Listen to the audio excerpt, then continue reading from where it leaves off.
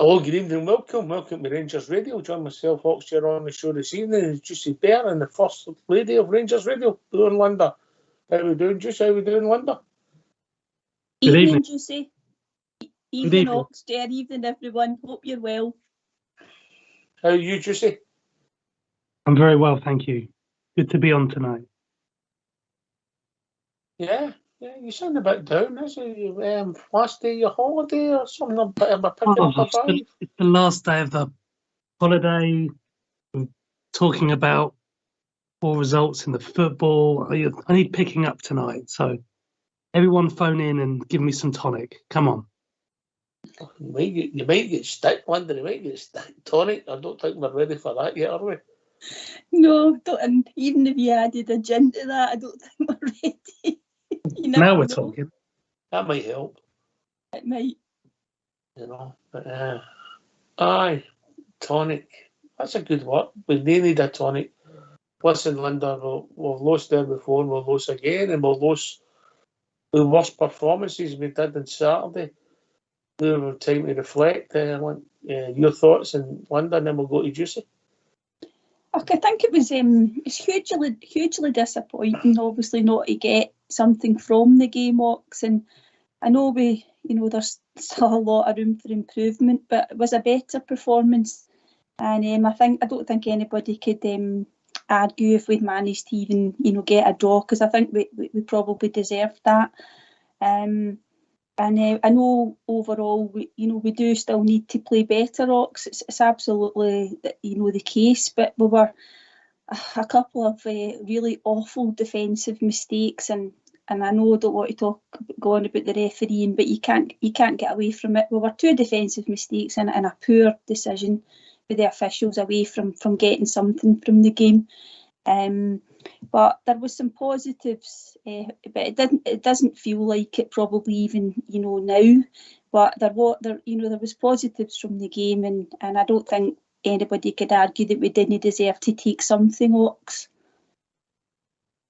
Aye. We showed character at times. Juicy, we got back into the game twice, and it was two howling errors that ultimately cost us the 2 goals. It cost us a match, if we're honest. Yeah, you're right, Ox. The improvement again under this manager is there, and that's the one pleasing aspect. But I think the fans don't want to be hearing improvement anymore. They want to be seeing a translation of that into results in our Old Firm matches, because ultimately that's where a manager is measured. And as good as you are against the rest of the dross in the SPFL, this is all that really matters. I mean, I know a few fans, a few friends of mine, all they want to do is win 4 to 6 Old Firm matches in the season, and then everything else takes care of itself. So we know how important it is. Yeah, we've taken a few pumpings there over the last few years, so we've certainly improved, from that point of view in terms of competition and level of competitiveness in the match. That's facts. That's obvious to see. But the issues that we have with our forward line, Ox, the fact that we just can't score goals with those guys, and we're relying on our right back to pull us through so many matches, and the fact that the centre backs, as you've just referenced there, are making terrible errors at key points or any point of the match, which just costs you dear. If I'm being honest, Linda, I really think they were the worst 2 players up until the errors, Suter and Davis. No, they seem to be, coping quite well, and I think, it was a better game because we were competing more in the midfield, and I think our defence weren't getting overrun like they have been in previous games at Parkhead. So it was looking okay.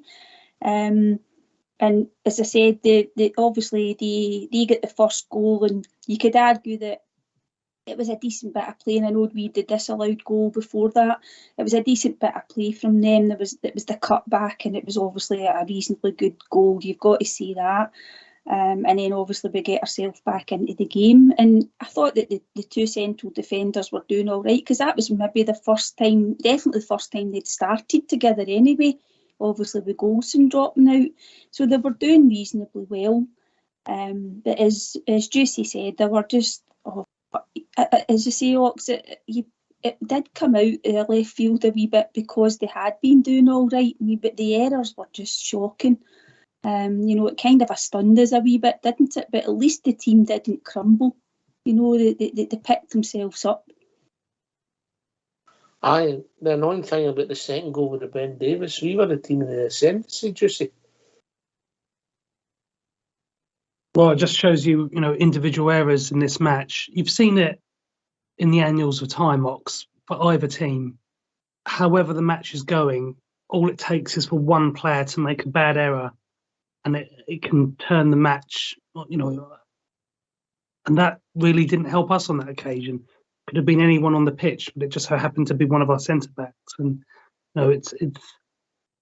I know being a centre back is not an easy job. Of all the places on the pitch, you make a mistake, going to get found out, and it's going to probably look really bad in terms of the end result. But for both of them to make the mistakes that they made in that game, and then we can talk about the keeper later, but the lack of movement there to try and remedy the error, Ox, it just once again shows you that even before the match, we know this team needs major surgery. It's just re-emphasised it, hasn't it? Yes, the group of players, it's come to an end, but on Saturday, Suter was playing, Raskin was playing, Cantman was playing, Tillman was playing. There's Fashion's a reasonably new player, less than 2 seasons' ways. So it has moved on since the 55 season one, but yeah, nobody knows as quick as we would like, or the quality's not there. But we have moved on. Yeah, and probably, we've spoken about this before, about the players that have come in the summer and the injuries that they ended up with. Somebody like Tom Lawrence, if, you don't know what would have happened, but you would like to think he would have continued to kick on and play well, and he might have been somebody that would have been in that team as well. We have not seen a lot of the young boy Yilmaz because he picked up a really terrible injury. But if you look at it, Suter came in and, as you say, up to the mistake, seemed to be doing well. I think he's a good player, and I think we've got to just try and give him a chance going forward, and I think he'll get a chance from the fans. Davies, I don't know, but I think he seems to be a reasonably good defender, Ox, but it was quite shocking that the mistake he made for somebody who's played all these games consecutively as well, whereas Suter had just come in for his first start. That's a bit concerning. I thought Raskin played really well. I think that's a general consensus. And Cantwell, whilst he didn't, create loads of chances, he played well in the role that he was asked to do. So there was, as I said, there's a few positives there. But there's obviously, as Juicy said, there's major work needing done, and we do need a freshness, particularly considering the guys that we're relying on to create and score goals. And I'm talking about Morelos and Kent there. Oh, yeah. Morelos, I didn't think was one of our worst players. He'd be in the top half on Saturday for me, and obviously he was unlucky with the goal that was chopped off, Juicy. But Kent, I thought, was atrocious on Saturday. No, absolutely atrocious. Yeah, as you've said on the last couple of shows, he was a passenger. Alfredo wasn't terrible, but it wasn't great. I'm not saying it was great. It's still that chance creation, isn't it? And is something that's plagued him through his whole Rangers career, is needing so many chances just to bury one of them. And even if you're discounting, the one that was chopped off, just his general ability in the box, and when you compare him to Kyogo, whether we like it or not, they have a striker who is clinical in the box. We can't say that about any of our strikers, with the exception of Kamar Roof, who's made of glass and may not play for us again.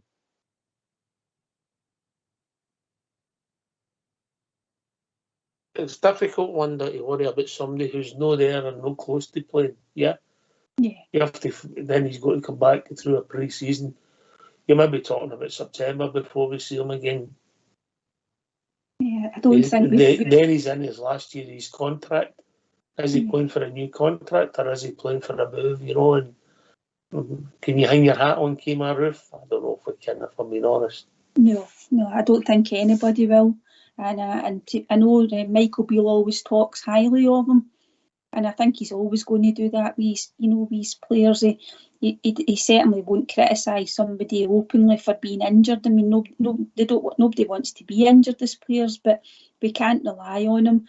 If there was any way at all that he gets himself fit and somebody came in and offered you something for him, as you say, Ox, that's not going to happen anyway, because the transfer window will probably be closed, the first one anyway, by the time Kemar Roof gets up to any type of fitness. I think anything we get from him in his last year is going to be a bonus. We definitely need another two strikers, certainly if Morelos goes. I agree with you in the fact that I think Morelos did all right at the weekend, but the chance that he had, Ox, that came off their mistake when Carter Vickers headed the ball on his own player and it broke to Morelos. The Morelos of a season and a half ago buries that into the bottom right-hand corner. I think he scored a similar goal against Bayern, I can't remember what team it was we were playing in the Europa League last year, and basically buried it. And I think that chance that Alfie had, I think the good Alfie, the really fit and sharp Alfie, puts that away, Ox, no problem. Side foot it on the opposite side, Linda. Yeah, was it Dortmund? I think it was maybe he scored one against Dortmund, something similar at home. Dortmund and Porto. Porto like that. Yeah, it was lovely. Yeah. And it's the one that it's bouncing up, Ox, and he just needs to get his foot over it. Just for the record, Jussie, are you calling me lovely or Linda lovely? Both. It was actually Morelos' goal, but you're both. Sorry, I misheard you there. Sorry. Carry on, Linda. You're both lovely. Fine. No, I'm just saying that it's the sort of chance that a fit and firing Morelos, I think, finishes quite comfortably, Ox. He kind of doesn't get his foot over the ball, it goes into the ground and Hart makes a reasonably good save. But as you say, you either side foot it or you hit it more cleanly. And I do think, as I said, we've seen him score goals like that. But Alfie is unfortunately not as fit and sharp as he should be, because only he can answer that. So this version of Alfredo Morelos, I don't think is, we would want to keep him at the club and offer him a new contract. And where Ryan Kent, I think it needs a freshness there. And I think what was I saying? Something like 88 games. 6 goals, Linda. A forward player. 88 games, 6 goals. Yeah, I heard you saying that. And you're thinking, this year I think he's got even 3. Fox scores more regular than that, Linda. Yeah, we better not talk about that on here. But if you think about it, this year he's got 3 goals, I think, and I think it was 10 assists. And as I say, you can only compare with what's there in the league and what he's, our players are up against, and someone in a similar position has got something like 13 goals and sort of 15 assists. A wide player in another club. That's nearly 20. That's nearly 20 goals. That collates to a lot of points if you space them out. Yeah. That's nearly half a goal a game, Linda. Yeah, and that's what's winning titles. It's what wins cups. It's what gets you goals. And just quickly, the other thing I was talking about the chances, we've been talking about recently, months, that even since Michael Beale came in, that we've been winning games, but there's been loads of chances that we've been missing, and we wanted them to be more clinical, because when the big games, the tighter games, Ox, you don't put chances away because you're not clinical in the other games. It's it's as simple as that for me, I think. Just to let people know, there's still some raffle tickets left for the camper van. What we're trying to raise is £600,000, you see. Okay, I'll have a word with Bridgerman. He's got the money. All right. Okay. Anyway, right. Couple of questions for you both, yeah? How much did we miss Connor Golson? did you feel as if we did? And what's our priority? Start with yourself, Juicy, on the Golson question. Well, you always want your first team available, which I don't think we've had for about a season and a half. So you certainly want your most prolific centre-back in terms of appearances available. Of course you do. That doesn't mean that he's not capable of a mistake either. So we don't want to suggest that he hasn't made mistakes for us in the past. But of course you'd want him playing. That doesn't mean that I want to string up Suter and Davis and see them never play for us again. As Linda said, they had good games up until those one issues that each of them had. I don't want them to live and die by that for the rest of their Rangers careers. But yes, of course you'd want to see Goldson playing. He's been good for us in the main.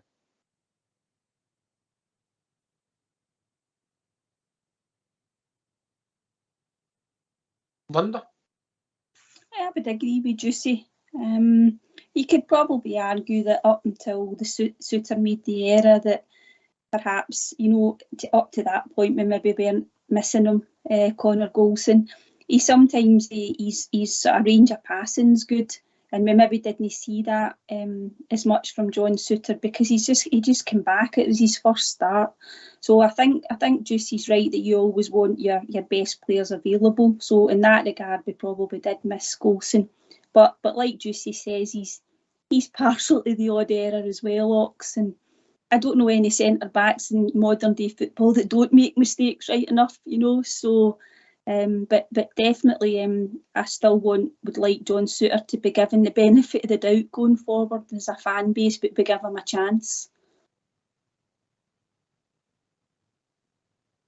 I actually had a bit of more sympathy for John than I did for Ben Davis at the weekend. It was a double mistake with Ben Davis, in my opinion, and the Connor one.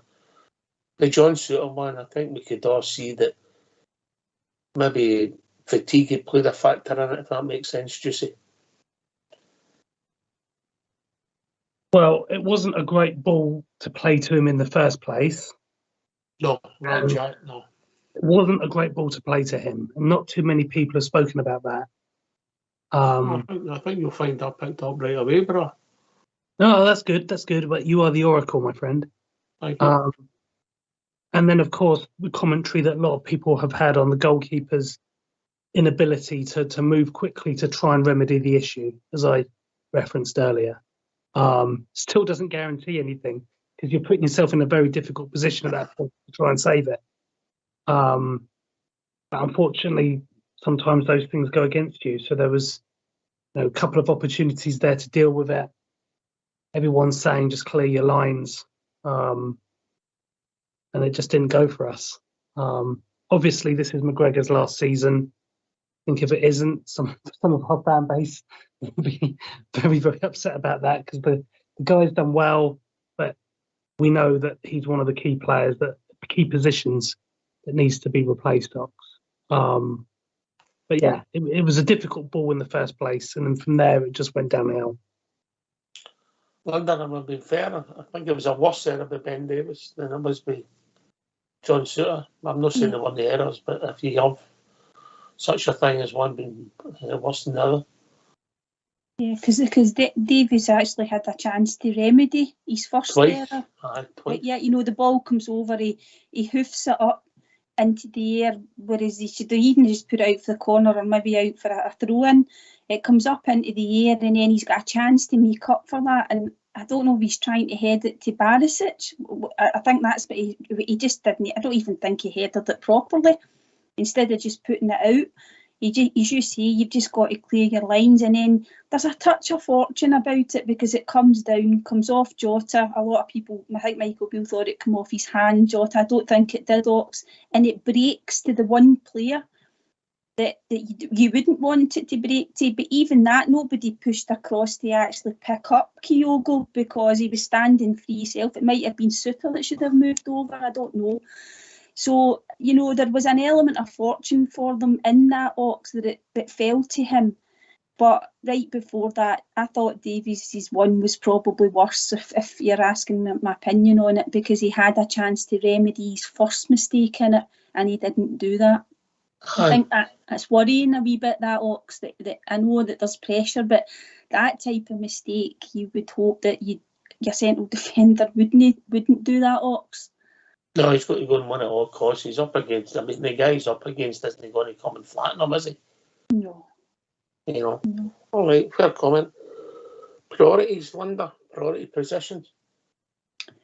I think, as Juicy says, that we do definitely need the goalkeeper. I think that is definitely, it goes without saying. And I know there's been chat about, do we think that they're going to keep McGregor on? I just don't think so. It's time to cut the strings there, and he's had a fantastic career.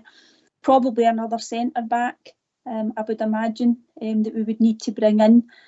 Another midfielder, and a couple of forwards, and somebody in the wide area as well. Probably if Kent goes, we need to bring somebody else in that's going to give us the good things that Ryan Kent gives us, but better. It has to be a better quality. Linda, you might not be such a good footballer as Ryan Kent, but if you're scoring a dozen goals a season and creating a dozen goals, you're more effective than them. Yeah, I totally agree, Ox. Yeah, totally agree. We need to find that player, and I don't know what league that player exists in. It's got to be within budget, but it could be somebody who's at the end of their contract. But I agree with you, Ox. It might be a less fashionable type player. Have you named the player? Have you just named them? Have you just named the player there? What did you say? Have you just named the player who's going to replace him there? No. You said it's less fashionable. Yeah. I've got to say to you, Ox, and this might be controversial, but I don't think Fashion Sakala is that player. All right, okay. Still doesn't know the offside rule. Oh, I know, frightening. You sorry, Ox, I was a wee bit slow there. Sorry, no, maybe I was just a wee bit quick for you. Not the first, but you're not the first lady to say that to me. Oh. Right, Juicy, your priorities? Oh, it's been well documented with the Juicy. I'd be trying to say that he's wanting the 5 players, then it's pretty much as Linda said. Goalkeeper is the priority position. No one wants to see McLaughlin as the first choice. Probably an additional centre back, because it remains to be seen if we're going to keep everyone who's there. And then I think we need a lot of work on that forward line. I'd be quite happy to see an additional 3 coming in, because I'm very much of the mindset that Kent and Morelos are gone. We're not entirely sure if he fancies Cholak. Still think there's a decent player in Cholak. I really do. You need options for certain matches, don't you? Certain setups, certain situations. You need to have options available to you. So I'd love to see Fashion play more on the left. That is his preferred position. And if Kent's going, Fashion will have an opportunity there. But he's by no means the only option that I want us to have on that left side. So forward line, centre back, goalkeeper. If there's any money left, something else in that middle. Ox, if we're going to be losing up to a dozen players, as the wise old bear keeps saying with his famous homework list, which I don't think any of us really disagree with. The last time he done homework, old bear, the Queen was still on the throne, and I'm not talking about the last Queen. I'm talking about the Queen before that. I know. But giving him the benefit of the doubt, I think most of us agree that there could be a large amount of people leaving this club, in which case there will be money available based on wages and that. We don't have to necessarily replace those guys with another 12. We could bring in 6 or 7, hopefully with a higher level of quality. Oh, mate, we wouldn't have enough players to get through a season then. And you look at the players and you look at the bench, mate. Who have we got injured this now? Who's not available to us? Who was on the bench at the weekend? Wasn't good. Lawrence came out roof. Hollander. Was Ridvan on the bench? Did I notice? Was he on the bench? Don't think he was. Yeah, he was. Well, Yeah. there you go. There's three, wasn't he, on the bench? At this time of the season, they only have 3 players out injured. Isn't it the worst state? Everybody's got injuries, Linda, yeah? Yeah, absolutely. And I think when you look at the quality on the bench and you're looking to, in the last sort of 10 minutes, I know you guys have talked about the substitutions and how late he left it. What was your thoughts on that, Linda? I thought he should have changed. Yeah, I mean, when you look at it, he only brought Sakala. Only Sakala out of the people that he brought on got anything worth time-wise to make any sort of difference. I mean, you think about, Cholak come on, I think it was 86 minutes. Lundstrom come on in the 85th minute. And Scott Wright, and he come on for Cantwell. And, Scott Wright, no disrespect him, but he's hardly played, and he doesn't make a difference anyway when he comes on. We've spoken about this before. I thought he might have brought on Scott Arfield, Ox, and I know that's going back to the same old, but he's the sort of guy that maybe would have been able to make a bit of a difference. No, I just thought it was too late with substitutions. It's only my opinion. Do you see, what did Saturday tell you about the players Beale doesn't have confidence in? And we'll put this out to the callers before we open the line, but does it say that he doesn't fancy, obviously, Lundstrom, Kamara and Cholak, who none of them are out of contract? Well, Ox, I think, if I may just comment on the sub situation. Yeah, take that first, mate. Yeah. I think one of the reasons, and I'm not coming to the manager's defence here, but I'm just trying to think about his reasoning for the subs, is that I don't think our depth is particularly good on that bench. And that's even before you compare it with the oppositions that was available on that day. And I know we've had injuries, but they've had too. But the depth was poor. And when you look at who's going to come on and make a difference, we're talking about Scott Wright for Cantwell. I mean, it's not exactly something that gets you excited, is it? In terms of someone who's going to come on and make a big difference. And I'm not trying to shoot the boy down. I'm just talking, is it the quality that we need at Rangers? It isn't. Lundstrom, bringing him on when you're chasing the game doesn't make any sense. Fashion. Does it not make sense if your defensive midfielders either having a nightmare or has run his race that you replace light for light with John Lundstrom? Maybe. That is a line of thought that is not incorrect, sir. I don't disagree with that. Because let's be honest, Ryan Jack wasn't involved in the game. He could have been half and we wouldn't have noticed. Without bringing somebody on, and the young boy Raskin, who was arguably our best player, he was running an empty because he gave it everything he had. And yeah, that's true. He's coming back. When there's only a goal in it, I think there was only a goal in it at that point still, you don't want to necessarily risk everything to push and just bring on attacking players. But Ox, I still don't think that the options available to him on the bench were actually that great. I mean, Fashion, we're happy to see Fashion come on as a sub because we know he's capable. He's done it there before at that very ground. But he didn't really impact the match this time. No. Substitutes are always part of miss, aren't they? Let's be honest. Yeah, of course. And and I'm not saying earlier that Fashion should be a staple of the Rangers team, but I still think I wanted to see the guy given a few opportunities at left wing because that is his preferred position, and he's not going to be any worse than Ryan Kent. But in terms of options, we're extremely limited in terms of bringing in players in a match like that off the bench who you realistically think are capable of impacting it. And until you change that situation, you're going to be struggling because unless you're holding a 2-goal lead going into the last 10 minutes against that team, you're going to be up against it to hold on to the lead. And, we haven't been in that position for a while. And you need players who can come on, who can influence it, Ox. And we didn't really have. We'll get Linda, we'll get on the bench with two of the players that started the UEFA Cup final for us. Yeah, two of the guys who scored in the semi-final victory at Ibrox from midfield. We've got my centre forward that we brought in. Yeah, who scored goals. You know, there's three substitutes. We threw thrown in the unpredictable, if there's such a word, the fashion Sakala, who can all come on and light for your midfield engine room and two of them up front. That's four subs who have got to be worthy of being squad players. You can't have stars on the bench. It's like for like.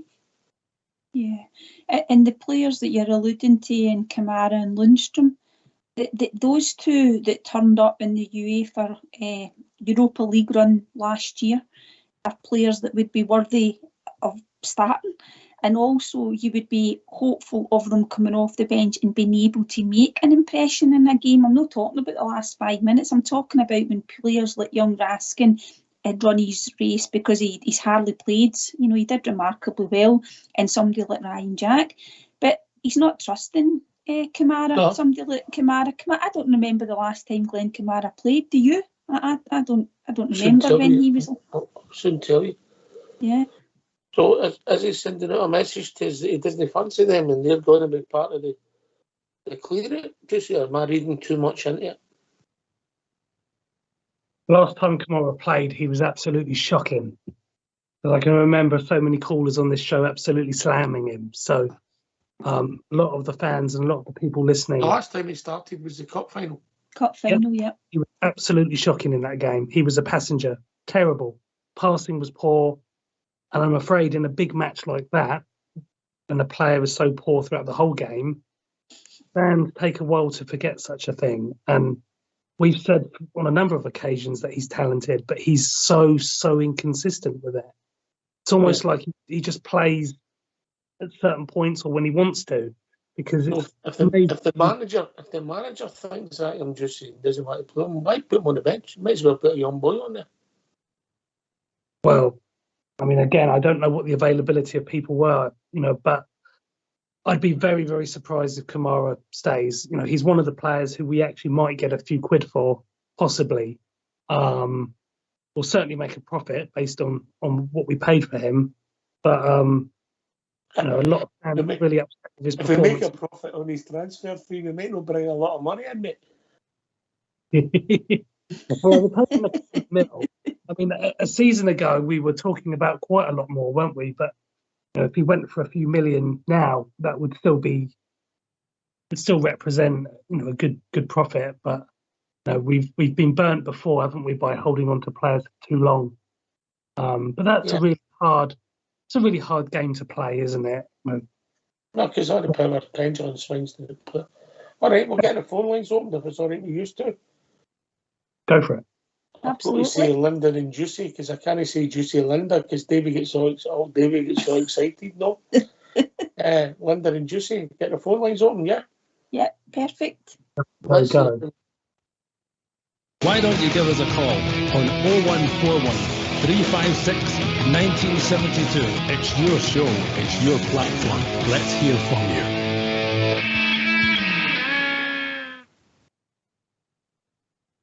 Right, so the question I'm asking, using if anybody wants to phone in, I mean, different for us. Is the manager telling us he doesn't fancy Lundstrom, he doesn't fancy Kamara, he doesn't fancy Cholak, and maybe even Fashion?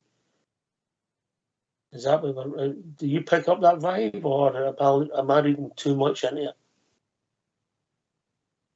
Linda? I don't know whether there's a slight difference in that. Currently, he doesn't fancy them as starting players in terms of what's available to him in the games that, like obviously for Saturday, and how he wanted to set the team up and who he wanted, to play in certain positions. But I do agree with you. With definitely out of the three of them, I think Glenn Kamara would be the one. And ironically, he did talk up Glenn Kamara when he first came in, didn't he? He wanted to get him back to playing the way that Michael Beale knew he could play. But that quickly disappeared, Ox, after a couple of performances. And he only played in the League Cup final because he didn't risk Raskin. I think that's my opinion anyway. But if you look at it, apart from that, Ox, he's been on the bench for the majority of games recently. So I think Glenn Kamara will go in the summer. I would be very surprised if he's still here. And I do think that if he goes, then we can look to get a few, a couple of £1 million for him. He's a Finnish internationalist. He plays really well for his country, and I don't think it's aiming too high to get a really good profit on him, Ox.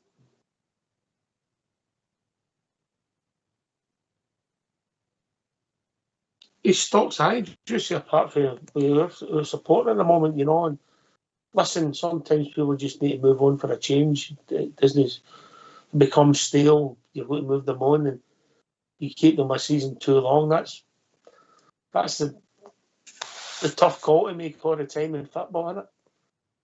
Yeah, and as I said just a moment ago, we've done that with a few players. Perhaps Alfredo is one of them as well in terms of the transfer value, where it was perhaps at the peak of his Europa prowess. And as far as Kamara goes, he's only very recently this season won the Finnish Player of the Year. So we know there's a player there. But excuse the pun, he's finished at Rangers.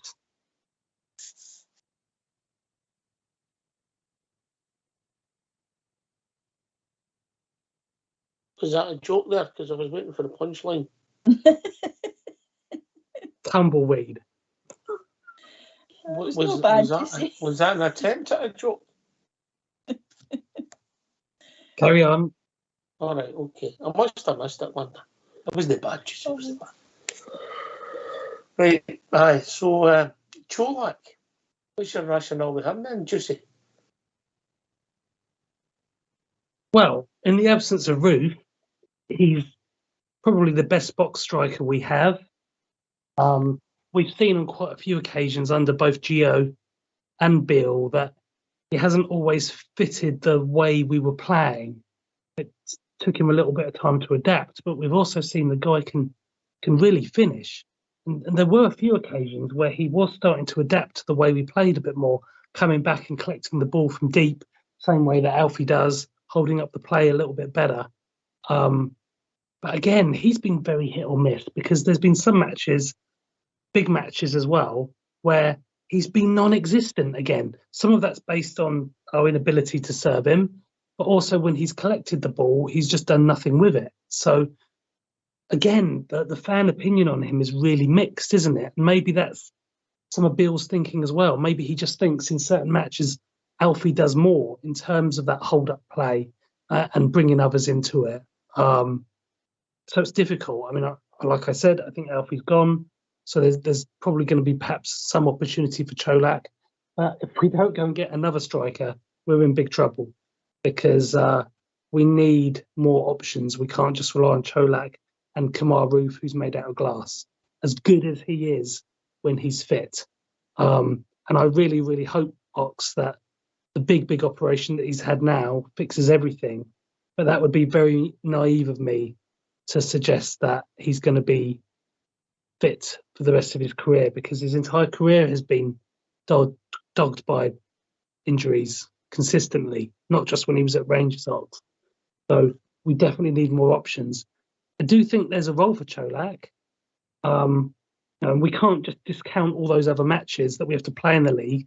We still need an 11 to go and score against those teams, and we've seen this season we need to start scoring a lot more goals. All right, Linda, what's your thinking? Yeah, I think there's definitely a role for Čolak. He definitely deserves to see how things pan out for him the first sort of half of the next season anyway. If you think about he'd scored, I think he's got 17 goals, but 15 I think came of them in these first so many games in a short space of time, and he looked the part. And the team weren't firing on all cylinders at that point either, Ox, and he was still scoring goals. And if you think about since he's come back after the World Cup, he was injured as well, wasn't he? He had chances in some of the games that he didn't put away because he probably wasn't as sharp. And also, we go back to the Motherwell game when he had a bit of a howler of a game. But if he squares that ball for Sakala to have the tap in, he's got an assist in that game, and we maybe don't criticise him as much. So the decision making again in that final third for all our forward players has been poor at times. But I think Cholak's shown enough that there's a role for him, and it might, as Juicy said, it might be in certain games. And there isn't any harm in having a bit of a variety in terms of your forward players, I don't think, as long as when they're in the team, you kind of play to their strengths. Are you telling me that variety is the spice of life, Linda? Is that what you're telling me? Oh, I wouldn't disagree with that. Yeah. You learn something new every day in here, Juicy Day. Calm down, Ox. Calm it down. It's only Tuesday. Yeah, all It's right. just different types of Prosecco I'm talking about, Ox. Of course, Linda. Blue. Yeah. Yeah, that's it. Gold. Yeah, Gold. I know you've been into that and all. Right, okay, right. Let's talk about the big incident that's caused a lot of controversy. What did you make of the Alfredo goal? Who wants to go first? Any volunteer? Ladies Juicy, first. over to you. Linda. Okay. Well, it's controversial, wasn't it, Ox? It was a goal. It was a goal. Okay, so from my point of view, I'm going to try and look at it objectively now. So remove, as if I was a referee myself, which is a terrible thing to think about. But they're grabbing hold of each other.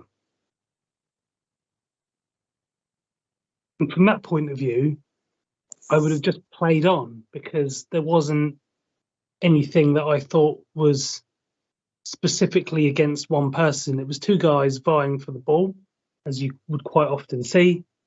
I believe that the decision they made was that it was foul because Alfie made the final touch on Johnston. I think it was really, really harsh. Yes, he's the last player to actually connect in terms of physical touch. But is that enough to be considered a foul? The defender is always going to make the most of it. Of course, that's his job to do that. Of course it is. Any team that are on the receiving end of that decision, who's the attacking team, are going to feel extremely hard done by. On this occasion, it was us. And sometimes they go for you and sometimes they go against you. But in terms of the timing of a match, that magnitude, and particularly where you're in a situation that could go one up, look, there's still a long way to go in the game. So you don't know what's going to happen, but you need every advantage that you're going to get in a game like that. So it's really, really disappointing, Ox.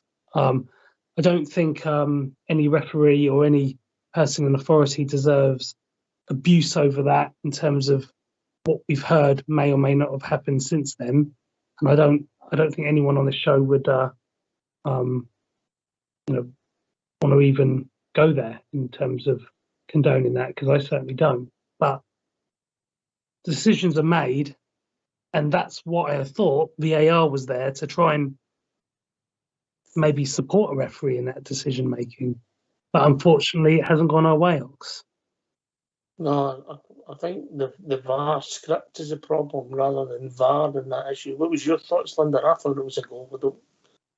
Yeah. It's a goal all day long. I don't want to keep going on about the referee, that particular person, but when it was announced that he was going to be the referee, we were all talking about it as a family, and we were saying, that's obviously causing us a bit of concern. And it's not paranoia, it's based on the way he's refereed certain games in the past, right? Big crucial games for us. But the one consolation we thought that we might have from it was that we maybe had VAR there to protect us and to make sure that the big calls were right in the game, Ox. And it's just my opinion. VAR, the whole shebang, it was an absolute shambles. VAR he let himself down with the decision, and VAR let the game and let the officiating down by not rectifying it. And I know about this clearing off his header, Ox, but that's dubious anyway. It's too grey an area. it's still subjective, Linda. Uh-huh. Yeah, it's still subjective, yeah. So you end up with the same crazy decisions, yeah. Yes, and the thing about it is that it's there to correct a decision. That if it's there to make sure that the right decision's made in big moments in games. That's one of the criteria for VAR. That's why they've brought it in, and that was. And I know we go on and we've talked about the defensive errors that Rangers made, and you can't get away from them. But that was a crucial decision, in my opinion. And it should have been corrected by VAR. And the person that was on VAR took the easy way out, Ox. And it's just, as I say, it's just my opinion, by not telling him to go to the monitor and have a look at it. It was an awful decision, Ox. And the thing, I see that the boy Johnson, he was getting away with that, pulling Alfie's shirt continuously. And there's actually another one later on in the game when he gets his header that Jack, because unfortunately it comes off Jack on the line. If you look at that, Ox, Alfie's getting his shirt pulled in that instance as well, and that should have been a penalty. Mr. Clancy would never give a penalty for somebody pulling a shirt in the box, would he? Oh, definitely not. And we've obviously got big. You just give Big Katic a phone, and I'm sure he'll disagree with that. And by the way, see when Ryan Jack cleared that one off the line, that sort of summed up his day, didn't it? It did. And you see with Alfie's face, he's distraught because of either side and that's in. But if you watch it back, if everybody will have seen it, that should have been a penalty as well. So sorry, Ox, I digressed there. But no. the Alfie goal is a goal in my opinion, and it was handled so badly. I couldn't disagree. Okay. Right, so the game's done, and we'll move on. And obviously, when we have a defeat against them, there's always a lot of repercussions. Reputations are made and lost in these games, Juicy. Yeah, that's true. But in the whole story of old firms, you play them 6 times a season in most cases, as we are this season. So an opportunity to rectify it for either side, to either make amends or even improve upon it, comes around very quickly. And we've still got 2 really big old firms. One is massive, and one, in terms of the league, will probably be a dead rubber. But that doesn't mean that you're going to approach it with a lightweight attitude, and no fan is going to allow that. So familiarity certainly breeds contempt, doesn't it? And playing a team 6 times a season isn't healthy at all anyway, not least when it's your biggest rivals. But the opportunity will present itself very soon, Odds. No, but reputations are made and lost, Linda, in these games. Yeah, and particularly this set of circumstances we're in just now, when the games against the other teams, we've not dropped any points since Beale came in. I know we had a few shockers before that, and they've certainly not. I mean, they've not dropped points at all, really. I think one defeat and 1 draw. So the Old Firm games are going to be very crucial going forward, unless there's a change, Ox, in terms of the quality that's brought in terms of the other teams. But as it stands just now, if it stays the same, you would think that it's going to come down, largely to the Old Firm games going forward. And we simply need to get into a situation where we need to win some of these games, Ox, and it doesn't matter how we do it. We've just got to go out and we've got to beat them. I agree with Juicy. One crucial game at the end of the season, that's all about us trying to get a final to win a trophy, not focusing stopping a treble. I want us to just win a trophy. And then there's a dead rubber in the league, but it's about putting a marker down as well, Ox, for next season, I think. There's a big game coming up at the end of the month, Linda, a massive game, historic game for us, for obvious reasons. But we have to keep building, we have to keep improving. There's going to be a lot of changes, as we've already discussed, and there's going to be a lot of wages freed up as people leave or move on just here. Yeah, as we said earlier, according to the old bare list of departures, despite whatever our financial situations may be, there's going to be a lot of wages freed up by players that will be leaving, and that's really a good thing in terms of available cash that we'll be able to use, and hopefully bringing in some actual, real quality in, rather than just a plethora of like for like dozen going out. We need to bring a dozen in. We don't necessarily need to bring a dozen in. Let's just bring in better players, and maybe if we don't bring so many in, we'll have a little bit more money to spend on them, Ox. May I just ask you a question based on what you were just saying with regards to reputation? Do you think, reputational-wise, with the last two Old Firm games that we have, from Michael Beale's point of view, of course, every Old Firm game is a must-win, so it's kind of perhaps an obvious point, but in terms of reputation and pressure, if he doesn't get the results that we want in those games, where does that stand him? And where does that stand him in maybe the fans' minds going into the summer? Because, of course, I'm sure we all still want him to be our manager into the summer. But if things went badly for him, reputationally, how do you think he would come out of that? Pressure mounts, Juicy. Everything's magnified by the games. Yeah. Everything's magnified. Yeah, things you get away with, you don't get away with because everybody looks at the games. It's mental, but it's true. It's no change, Linda, is it? Yeah, I agree, Ox. I think if he didn't get positive results in those two games, he would obviously get the summer to get the new players in, and then he's going to be under pressure at the beginning of the season anyway to make sure that we get a good start. The first Old Firm game. The other games need to take care of themselves as well. And then you start, I know that look too far ahead, but you then start to work towards maybe the first trophy, Ox. Like that League Cup, I think, is always we used to win that continuously in the past. It was always great to get something.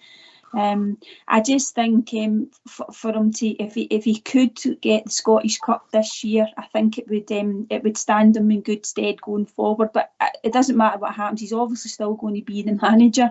But as you see, Ox, the pressure starts to mount, and then you're only one defeat away from a sort of catastrophe, aren't you? A crisis. Yeah, bizarre as it seems, but I'll be interested to see how it pans out. I think we're in for a roller coaster, Juicy, and there's going to be a lot of emotion because some of these guys leaving the club, they've been fans' favourites. Some people like Kent, Morelos, Scotty, I feel potentially Ryan Jack, Andy Leeds loves him, and that's Glenn Kamara, good football player, potentially, and Big Hollander, who we all liked. Oh, of course. For nearly 2 years, Absolutely, Ox, and we have to recognise the service that some of these guys have put into this club. And okay, some of them have become a bit more inconsistent than they used to, but I've always said that with Kent and Morelos in particular, they've been with us for years. So from that respect, we do need that freshness into this team now, particularly when their play has dried up and they haven't got the abilities that they previously had. But that doesn't take away what any of them have done for us in the past. You just have to recognise when the players come to the end of their time. Everyone that you mentioned there, at one time or another, has put in a great performance for Rangers. Even going back to Hollander, scoring winning goals in Old Firm matches. He's played his last game for Rangers, but that doesn't mean that we're going to forget his contributions to this club. No. Anyway, we'll enjoy the Bob J. Evening, Bob J. Good evening, everyone. How are we all doing tonight? Good, mate. Yourself? Oh, not too bad. Soaking wet after we look with the dog. Every time I look at that. Evening, honey. How you doing? Yeah, I'm good, Bob J. Nice to hear from you. It's nice to hear from you too. Every time I look at that decision on Saturday, it gets worse. But what I'm going to say is, hey ho, that's it. The result stands. Stand up, be counted, dust yourself down, because the media has got us all has got us all humped in the semi-final. You should hear them. Rangers shouldn't bother turning up, and Sevco, Olco, Nuke, all the usual nonsense. We've no bother turning up. It's Celtic's treble, easy. Well, we'll need to be stand up and be counting against them this time, because I think we can do them. What do you all think? Absolutely, absolutely, Bob. Linda? Yeah, absolutely, Bob. I think they showed enough in the game at the weekend that gives us a wee bit of hope. I think you're clutching at straws at times, but the League Cup final, it was an awful performance. So there was plenty of room for improvement, wasn't there? It couldn't have been much worse. But you take a wee bit of heart from the way that they competed in the game, and I know that's a minimum in terms of what we expect from them, but they did compete. We weren't totally steamrolled. He seemed to get his tactics, near enough right, apart from these errors. But we still need to play better, Bob. We know that. But I was heartened by the performances of sort of Raskin and Cantwell. And James Tavernier, and I know he gets a bad time, but our captain, he drags us through that game as well, Bob, and he could have had a hat trick at the end, couldn't he? So I think they've got to use the hurt that they felt after Saturday, and also from the League Cup final, and take that into the semi-final. And let's hope they can do it, Bob. That's what I'm saying in a nutshell, Linda. Take the hurt of this into the semi-final and go for it again. I think if any of us was going to, well, you never accept a defeat for them, but we're going to get a defeat for them. That would have been the one to be defeated in, because the league was over. Let's be honest, the league was over. Even if it was 6 points, it was still a hell of a deficit with the amount of games to play in this league. And yeah, you're exactly right, love. Take the hurt of this into the semi-final. That's what I'm saying. There was one of the chaps came on last night, and I didn't get a chance to disagree with him because there was a lot of callers. But he said that Jota and that Maeda ran riot with us. I totally 100% disagreed with that. Like, Jota got a gift, and that Maeda, I'm sorry, he didn't appear too much in the game to me. And he said that they were years ahead of us. I don't think they're years ahead of us. I don't think they're that much. They're maybe 2 or 3 players ahead of us. Yeah, granted, fair enough. I don't think they're years ahead of us. I think if we play for them the next time, we can beat them. I'm an optimist and I'm biased, but bugger it, I don't care. I'm a Rangers fan, and I think we can do them the next time. We're going to have to, put it that way. Yeah. Just quickly before we go for the tune. As Linda and Bob just said, we've not been run over in the last 3 matches.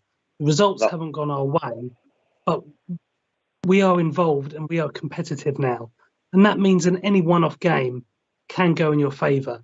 And the margins are tight. Both teams had opportunities in that match at the weekend. We need to be more clinical with our strikers, that's for sure, because they certainly do have that on their side, as we already discussed. But that doesn't mean that we won't get opportunities. And just look back a year ago, guys.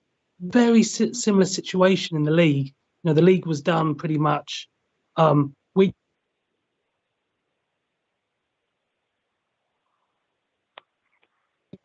the other fan bases gave us a chance going into that semi-final at the weekend after absolutely emptying the tank on the Thursday. Yep. Anyway, we've reached that time of the evening. Got that different. But we're going to have a tune.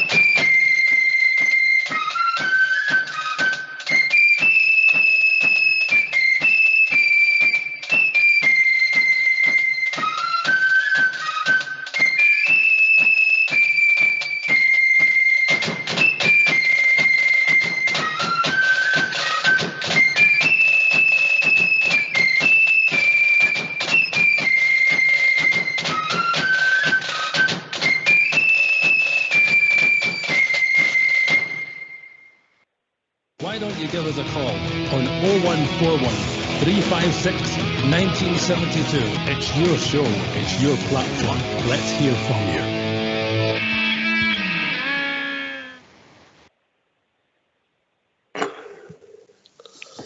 I think Raskin was my best footballer in the park, but we've got to salute James Tavernier for the way he tried to drag that team back in. We criticise him, Linda. Yeah, we do, because sometimes his defensive work isn't as good as we would like it to be. But as I said earlier on, every defender makes mistakes, and unfortunately for James, when he's made mistakes, there's times that they've led to goals, and that sort of thing sort of sticks in your mind as a fan base. But I mean, it's a real shame, Ox, that he got his 100th goal, and it's in a game where we didn't get anything from it. And his free kick was out of this world, wasn't it? I mean, unbelievable. It was a belter. It was unbelievable. It was an absolute screamer. And you look at him getting the header as well, one full back to the other. I think he was in that position because he had been up to take the corner. And as I said earlier, he was so unlucky with his header when he came in at the back post, because I think Taylor was marking him. It wasn't a free header. But if anybody deserved to get his hat-trick in that game, it was definitely him. I don't think Tavernier gets the credit in this country that he deserves, probably even from our fan base as well, Ox, because it's all down to the number of trophies, isn't it? That's what we're judged on in this country. But I thought he had a good game, and I know their first goal came from his side, but if you look back at the Ox, it was actually quite a good bit of play from them. But I thought Tavernier he was great in the game. The energy levels he showed was superb. When he was running to get into that box to try and get his equaliser, he was running for deep into that box with 10 minutes to go. I doff my hat to him. I've criticised him. You've got to give credit when it's due, yeah. Yeah, definitely. Juicy. I think Tab has been polarising at times amongst the fan base. It's something that I've never totally understood, because the effort that the guy puts in and the goals and assists that he's got for this club are absolutely crazy, ridiculous figures for someone who plays as a right back. I think the only thing that perhaps most of us would agree on is defensively, he's not amazing as a defender. See if that third header written, right? See if he'd have got the hat trick. That'd him have the same number of goals as Ryan Kent and Scott Wright together for last year's cup final to know. Yeah. He was unlucky. He was unlucky with that. But in terms of what we've had from him, Ox, in his time at Rangers, and Linda's right about the final statistic of trophies, but that's not just down to one player. You look at him from a personal contribution to this club. He's not done much wrong, has he? There's plenty of left backs and right backs who aren't the greatest of defenders, but they're in the team for their contribution from an attacking standpoint. But that being said, I didn't think it was Tab's worst game defensively. As Bob just said, Maeda was pretty quiet in that match, and that hasn't always been the case. Tab, apart for the first 10 minutes. Apart for the first 10 minutes, after that, Tab got to grab him. Exactly. So you've got to recognise that as well, and then obviously his set plays, his penalties and his free kicks. It was a ridiculously good free kick. And Linda's right, the circumstances, you lose the game, it's always sad, especially when you're hitting milestones. But it doesn't change the achievement though. And in a few weeks, a few months, he'll still look back on that and recognise, damn, I was good with those. And the only free kick, this was his best free kick. The only one that came close to that was that one scored in the 55 at Dundee United, which I think was a little bit further out, but perhaps wasn't as big an occasion, obviously. But he scored so many. And there was a nice thing on Sky Sports on their YouTube channel. They did a little montage of some of his best goals. So it was really nice that it was recognised in the media. Aye. Bob, Chair, your thoughts? I thought that was James Taverner's finest 90 minutes in a Rangers jersey last Saturday. I thought he played excellently. I thought him and Raskin were the two best players. And I think Tav just saved it with the fact that, as you say, with a magnificent free kick in the header. He went through a hell of a work in that 90 minutes. He does every week. He's a very fit boy. He's dedicated to the cause. He's been here a long time. And I'm glad he's your right back. Sure, his defending's a bit indifferent at times, and he could be a better passer of the ball. I think we're all agreed on that. But commitment, fully commitment. And we'll all a debt of gratitude to James Taverner when he leaves the club. So. Give us your thoughts. 0141 356 1972. What a year. Yeah, what your thoughts are on James Henry Tavernier. But I think you were fair in your comments there, London. I liked your point about a milestone and maybe it's like scoring Andy Halliday and Kenny Miller. Well, Andy Halliday scored a fantastic goal in the Scottish Cup final, but nobody remembers it. Yeah. And it certainly silenced the crowd as well, didn't it? You could have heard a pin drop. I know that we only had the small band of fans in the stadium, the stadiums recently for the Old Firm games, but it is quite strange seeing none at all, Ox. I know that's a whole other discussion, but because when he was lining up to take it, they were booing the whole stadium. And when it went in, there was no sound coming from anybody at all apart from our players, But as I say, I thought he had a good game, and I don't know what you guys think. I thought both our full-backs were all right. I thought Barisic had a reasonably good game as well, because we know sometimes he's gone there, Ox, and he's just not played well under the pressure. I thought he did. One of the things that does frustrate me about Borna, he's got there's a few things, but this is petty and it frustrates me. You're listening? He can't take a throw in. I was just going to say, he can't take a throw in. Just throw it down the line. Throw it 30 yards down the line. Yeah. It does my hand. Is it just me? No, you're right. No, you're right. I've seen him shying away for the throw-ins as well. Linda, can I say something you love? Yes. I'll tell you one thing. The game now is full of female pundits, right? It's now full of female. I'm not going to get controversial about it. It's full of lasses are playing the game more than ever now, and they're sitting in the media more than they ever did. I think you've got the best opinions of the lot of them. There you go. There's a compliment. Oh, that's nice, Bob, dear. Sue Linda with Rangers Radio. She's always good, always straight to the point, and always constructive. And you're really good to listen. And there you go. And you can buy me a drink when you see me. I'll give you that later. I'll tell you what else, folks. We went 3-1 during Saturday when Christmas came early for them. And I think a lot of you thought that, well, that was it. Rangers were a folded little pack of cares. And hey, they didn't. That was the difference for me. They didn't. I've seen it in recent times where they did. Saturday, they didn't. They kept on going. It's just a pity they couldn't have sneaked that free kick in at the death. But hey-ho, as I say, the result stands. On we go to the semi-final. That's the only thing we can do. The only way we can look at it. That's the most meaningful game of the season coming up, and we must perform. Your Gogsie's in the website. Was a big part of Rangers Radio at the start. Gogs, it'd be great to hear from you, mate. Don't hear from you for a long time. Linda, nobody's ever said that to me, and I don't mean about the female pundits, but not once. No. He's all. No, Bob. That's my general opinion of you all.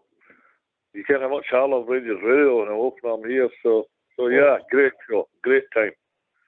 And me missed you when you had your mishaps. We were all worried about you. I was worried about myself actually. I said that last in the hospital. If you stick many more needles in me, I'll go home. My voodoo doll will be dead. Never mind. They never stuck any in my backside, thank God. No, Bob, yeah. They wouldn't have missed Right, so I'm a fair with that. Juicy about Bonner, it just frustrates me. We have to do this throw in, put myself under pressure. Just throw it 30 yards down the line. True, very true. But as you said, guys, he didn't lose his mind in this match, which we have seen in the past when he's gone to the piggery. So that was pleasing to see.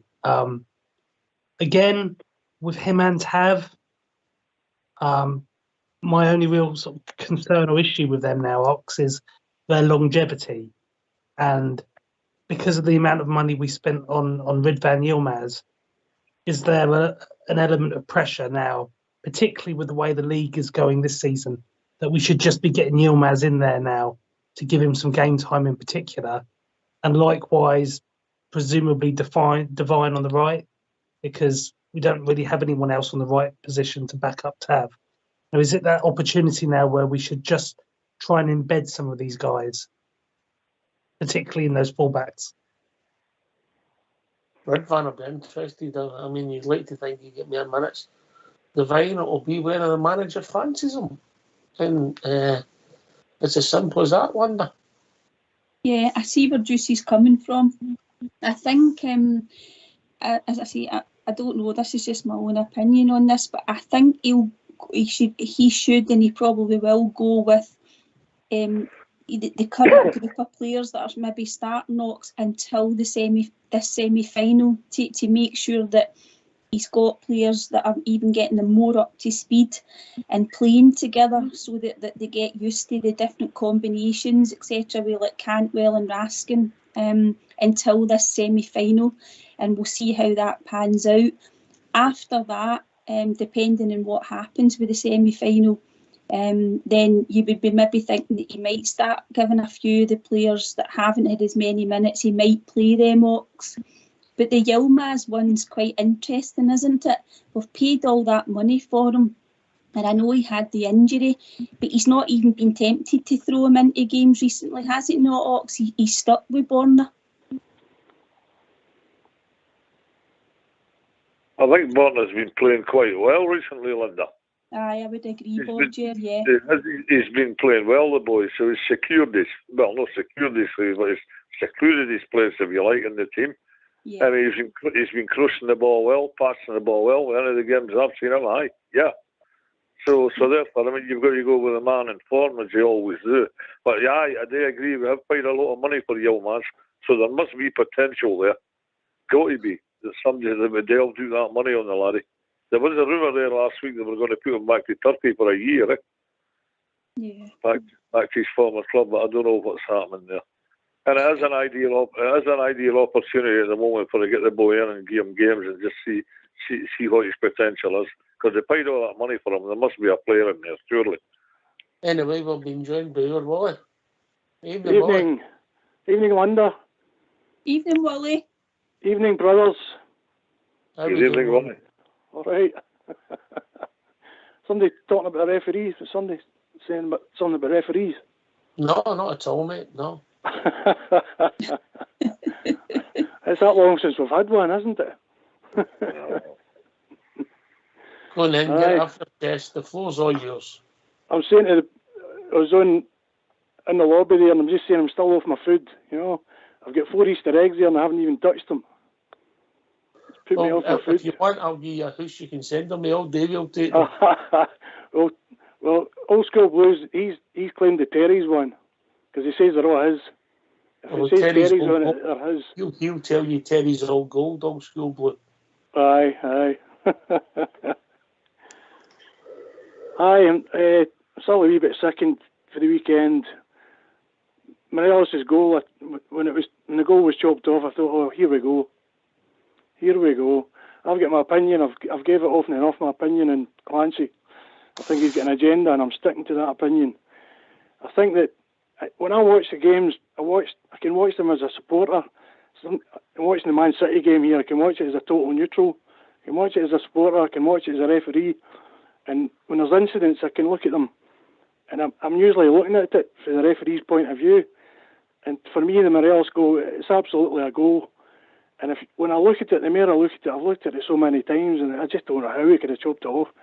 To me, Johnson that's holding. He wants to hold on to Morelos. He wants to keep Morelos for scoring. He's instigating the contact. And I know that at times Morelos is grabbing him and all the rest of it. But if you look at it, Johnson, he kind of moves forward to try and header the ball. He moves away from Morelos to try and header the ball. And that to me, that annoys me even more, because even more of that, I feel that it's no Morelos that's pushed him forward. He's been forward under his own steam to try and header that ball away. And if that had been me refereeing and I gave the goal, and Fendi said it, and I said, well, I just said, hey, they were both at it. The two of them were at it.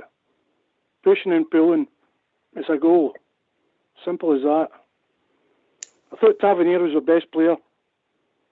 He tried to grab the game by the scruff of the neck. Is the agenda with the referee for Saturday, is it against their club or is it against Alfredo Morelos, will it?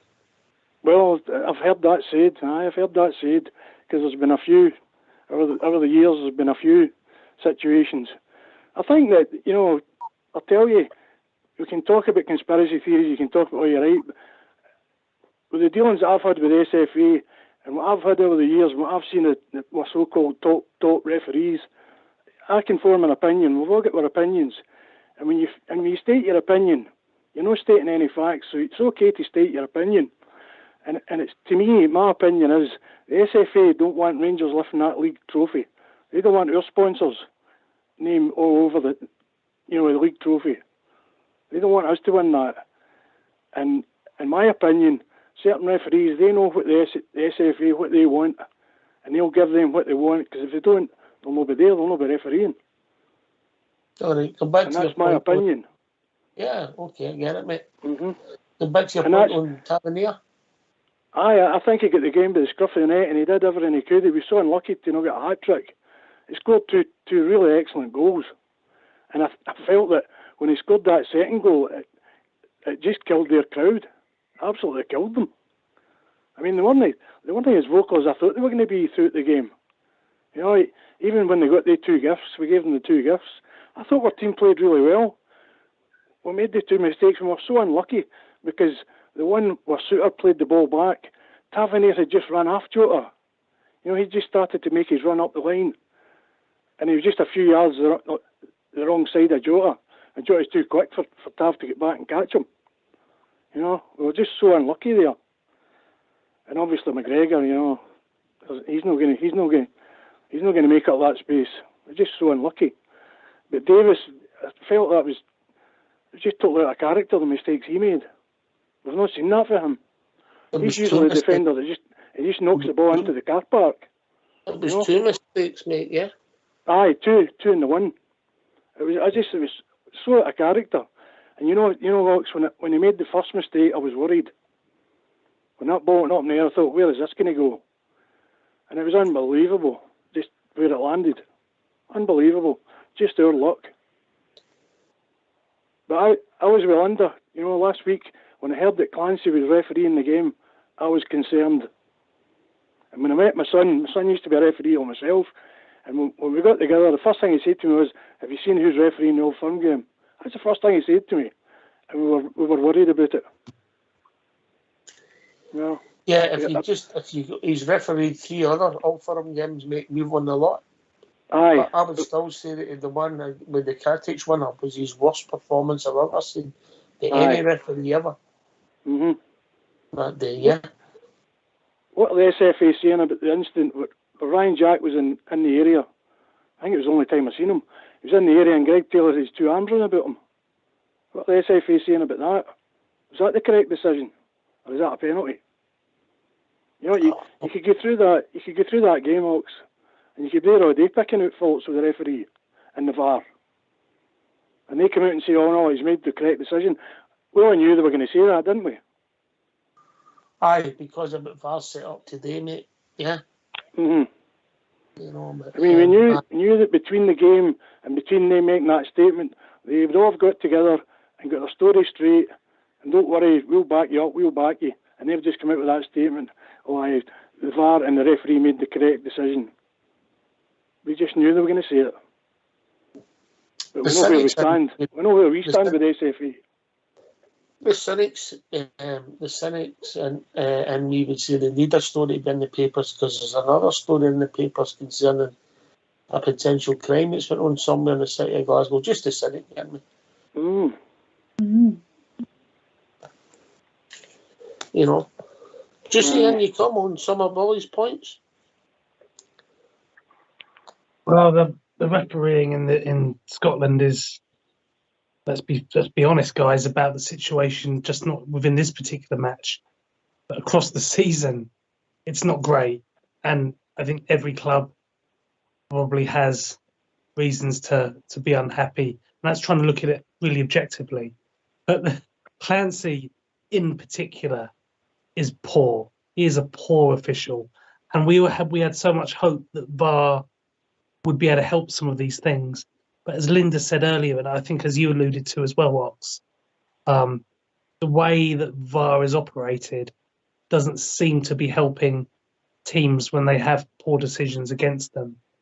I think there's a lot more work that needs to be done there to make things better. Because when you are playing your biggest rival 6 times a season, you're going to get more of these things happening, more controversial decisions for either team. We've just got to hope that in the future we make it more of a non-issue by just trying to be more clinical outside of that decision. Doesn't change what's happened because we were screwed over in that moment. But what was annoying was that, unfortunately, our strikers weren't producing the clinicalness to make that a non-event, a non-issue, but it makes it even more important. And you just want them to get it right. And I don't want to, as I said earlier, I don't want to condone some of the behaviours of people on referees. If they make bad decisions, it's annoying. But I don't subscribe to, the conspiracies per se. I just think they're crap officials, personally. I just think it's the standard is so poor, and that they're so stubborn that they won't use the technology to help them. Fair comment. Bob, you're from a different generation, and do you think that there's people think the VAR's killing the emotion of the game? What's your thoughts on that? Absolutely, I couldn't agree more. I'm talking about worldwide. You see in England every week. I mean, look at that carry on the Sunday when a linesman tapped Robertson on the jaw. They've turned it into a major incident. I didn't like Roy Keane as a person. I certainly never liked him as a player. But he was right in what he said on Sunday. Is he a big bairn or something? This is where the media nitpicked all these things out. And VAR, nah. I was debating with you at the start of the season about this, and I'm just no in favour of it at all. It doesn't matter about the standard of the referees. We all know they're poor in this country. But let the referee the game, the referee and the linesman. And taking it further into VAR, it's only adding to mere controversy all the time. I've seen needless decisions, stacks of needless decisions with this, unfair decisions. You've all seen it. A laddie turns round and he puts his hand out. What the hell is he meant to do? And the ball hits him on the hand. And you know the procedure. They're running or looking at a screen. Wolf penalty kick. It's brought a great degree of unfairness into the game, I think, and I would do away with it tomorrow. There you go. But hey ho, as we're discussing there, it was Father Clancy that made that decision. We spoke about it at the beginning of the week. It was Father Clancy that made that decision on Saturday, and he penalised Morelos for shoving Johnson. It was the VAR. It was the VAR, no. But the overall thing about VAR, no. I'm personally no in favour of it. I'd take it out of the game in the moment. It's becoming like American football. Wally, what's the problem with our front to middle? We're creative players, but Ox, I'm going to sign out, mate, and thank you for having me, and all the best, people. I'll hear you soon. Cheers, Bob. Cheers. Bye-bye. night. Put your finger on the problem with our strikers. We're creative players. We're not scored enough goals. Well, as I said before, Ox, I don't like this 4-2-3-1. I think it creates a huge gap, and we don't get the support. I prefer like a 4-4-2 or a 4-3-3, so that we get a better support. I think that's one up front. We're not getting enough players in the area. We're not getting enough players. I know we do in the odd game, but for the standard of football that we can play, we're not getting enough players into the opposition's penalty area. We're not getting players like that goal the first goal they scored at the weekend. We're not getting the player to the line, cutting back to the guy. If you watch Manchester City, they've done that for years. They've got a player in between the penalty spot and the 6-yard line, and they get a player runs to the line and he cuts it back to the man that's standing there. That Aguero, he scored loads of goals for there. That was it. That was their style, and it's a good style to play because you're cutting back for the line. There isn't any offside, and you've got somebody maybe 6-9 yards out right in the middle of the net. Bang, goal. I think it's the formation. I don't like it at all. It doesn't suit the players because we don't have the energy. These two players, and the two in the 4-2-3-1. I remember I said before, Ox, that if we have got the three up supporting the one and we lose possession, it leaves us really short of players in the middle of the field. Having to cover a lot of ground, and that makes it even. Aye, if it's Ryan Jack, why you don't use your substitutes, mate?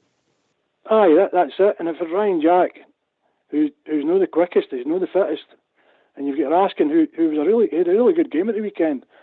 He did a lot better than I thought he was going to do because he'd been out injured. But he's been out injured, and then Souters came back.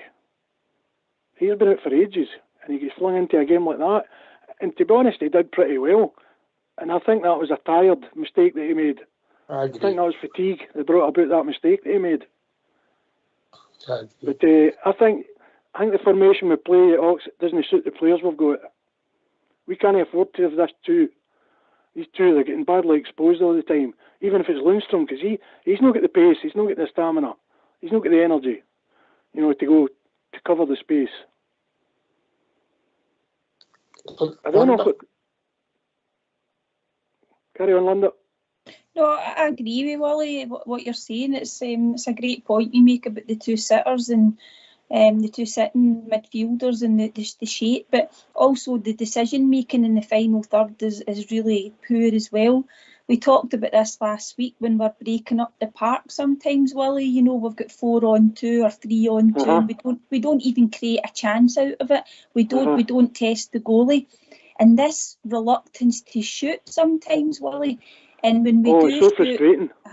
When we do shoot, we balloon it over the bar. We don't even get a proper connection. So I think it's a combination of a whole load of things. But it certainly comes back to bite us, doesn't it, Willie? Because when we're not clinical in these other games, when the big chances come in the tighter games, we just don't seem to take them either. But it could be that he might look at the formation, Willie. It's probably something that he's thinking about as well, because and it might be that we've got to have more than one formation up our sleeve, haven't we? We've got to change it depending on who we're playing against. But if we need more energy, we need other players that's going to come in and give us that energy, I think. Aye. I mean, you see a team, a lot as we watch the English game, you see that the Brighton, the energy that they've got. They come out and play a 4-2-3-1. And then the next thing you know, everybody up in Scotland wants to play a 4-2-3-1. Or Man City's playing 4-2-3-1, so we want to play it. We don't have the players that they've got. We don't have that pace, that energy. We just don't have it. The energy in some of these English teams is unbelievable. Brentford, even. The energy is unbelievable. Jesse? Well, I don't hold out too much hope for the rest of this season, but formations and tactics is something that is got to be totally rethought, rematched in this pre-season in the summer. Because if we're bringing in so many new members of the team and getting rid of so many, it's going to need a complete rethink in terms of how we approach matches. But you're absolutely right, my friend, in terms of the other clubs that you mentioned there and the way that they play. And teams have to keep evolving and changing the way that they play, because eventually even in our league with poorer teams, they figure out a way that you're playing. If you don't change it, they'll adapt to it, normally in a very boring defensive style, as we've seen with all the hammer throwers we go up against. But they just become more and more frustrating because you're not changing it up enough. And you need the fast-paced moving forwards that are constantly moving around the pitch, changing possession. You need box-to-box midfielders, which we've not seen much of in the last couple of years at Rangers. And you need all of these variable factors that keeps the pressure on these teams. Doesn't matter whether they're big teams or smaller teams. You need to keep changing it up. And it's just something else, Ox, that we've got a bit stale in. And with the amount of change that's coming, because we know it's coming, and it's not something that we don't know for sure what's going to work and what isn't. But my goodness, that's something that needs to be looked at as well. Because in these matches and in the Champions League matches, which we know are coming, you're going to have to be creative and you're going to have those moments of magic.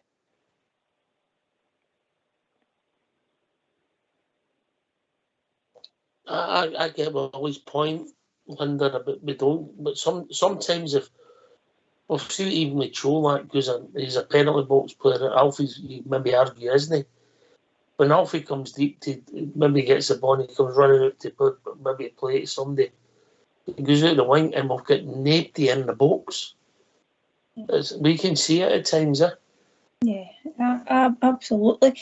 And if you think sometimes you think back to an example, the Motherwell game, when we had a lot of players in the box, and I think it was the goal that eventually Todd Cantwell scored.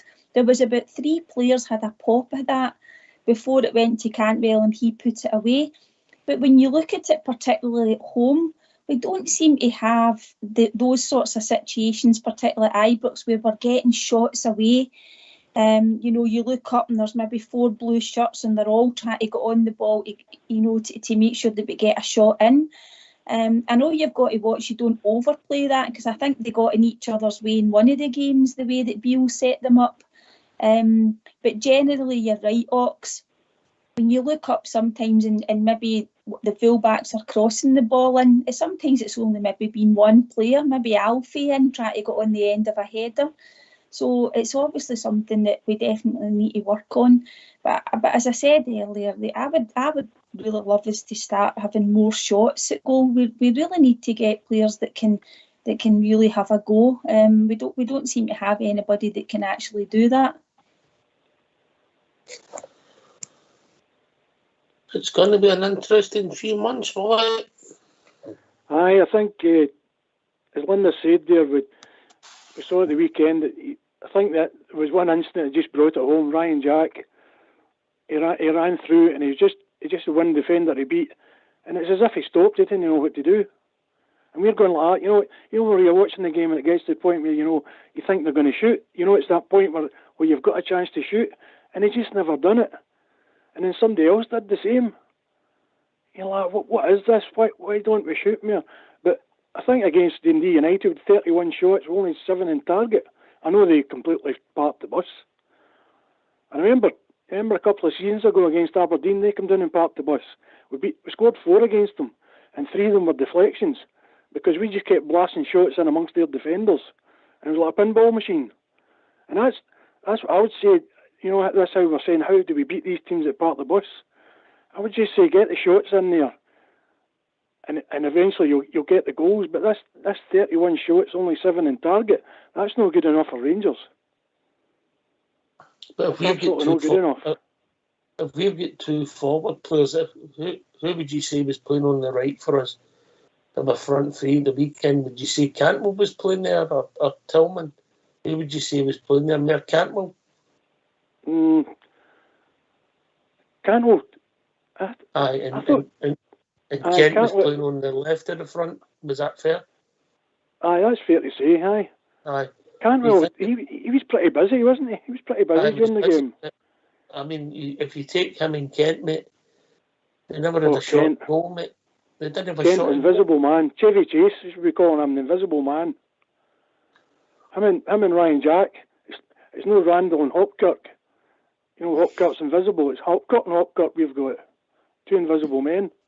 I had to keep checking to see if the 2 of them were still in the field. I was thinking, did they get taken off and I didn't notice?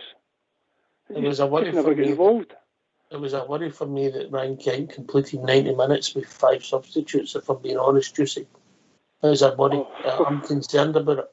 Unbelievable. I think as far as Ryan Kent goes, so many of the fans have been saying for weeks and weeks and weeks that they don't want him to resign. There was that little moment for a few weeks when Bill came back where we did see a big upturn in Kent for a few weeks because he started scoring and assisting, and then it stopped. And that was it. We've not seen anything since again. So I don't really want to be talking about him for much longer because I will be really, really disappointed if he resigns. My point isn't about Ryan Kent. My point is about the coaching staff. The fact that Ryan Kent completed that game gives me concerns for the future. Agreed. It also just comes back to the depth on the bench, although I would have still brought on Fashion, despite what some people saying about Fashion not being the answer on a full-time basis. Maybe that's correct. But I'd have definitely brought on Fashion, who's preferred on the left side. It's his preferred position, because it's better than an empty jersey in Ryan Kent. Linda? Yeah, I take your point, Ox, because what are they seeing that we're not to determine him to stay on the park? What are they actually seeing in his performance that they think will leave him on? I see what you're getting at. And also as well, I know in terms of Ryan Kent staying, it wouldn't surprise me if Michael Beale, sanctions that and says that he wants him to play, unless what he's seen over the last couple of weeks, maybe few weeks, will make him change his mind on that. Because a few weeks ago he was talking very positively about Ryan Kent. I think he did say that he wanted him to stay, but we would see how the next few weeks pan out in terms of how the season finishes for us. So it will be interesting. It'd be interesting to know what his real thoughts are, Michael Beale. He's not going to tell us, I know that. But if you were basing it on Ryan Kent's performances over the last few weeks, you would think that he wouldn't be offered another contract. But I do get your point, Ox. What are they actually seeing in Ryan Kent that would determine him completing that 90 minutes? Keep it simple. What was the view when you were watching the match? He should have been substituted a lot sooner. He should have been off at the same time as probably Tillman, if not sooner. All right. Why? We need the support. It's important that we stick by the team. Important. Absolutely. I mean, the team played well at the weekend, but for that goal that we should have had and 2 really stupid out-of-character mistakes, we're right in there. We could have won that game. We deserved at least a draw. I mean, as I say, their crowd knew what they were watching. They knew that they were close. We could easily have drawn or won that game. I think Ryan Kent, the only thing I can think about Ryan Kent is that they think because of the money we spent on him, they want to try and keep him sweet, get him to sign another contract, and maybe a year later sell him and make some money on him. Because I wouldn't play him. I would not play him. I'd have Sakala in there because Sakala gives you everything and he's unpredictable. Whereas Ryan Kent, he's just going to get the ball and he's going to run across the park. He's going to run from side to side. And when he gets to a point where he's going to shoot, he's just not going to shoot. Or he's going to hit the corner flag or the car park. Some of his shots are ridiculous. Scored a good goal against Hearts, I think, but that's just about it. As you say, Ox, his figures are terrible. His goals and his assists are absolutely shocking. Considering the money we paid for him, that kind of money for a player in our league, we expect much more. And I would drop him for a great height. And I'd put Sakala in there. You get much more for Sakala. You get his heart and soul. You get his absolute heart and soul. He gives you everything. Juicy? I'm really worried about what you were just saying there, my friend, about the potential for him to resign. Because everything you've said there makes sense in terms of the financial outlay that we've had on him.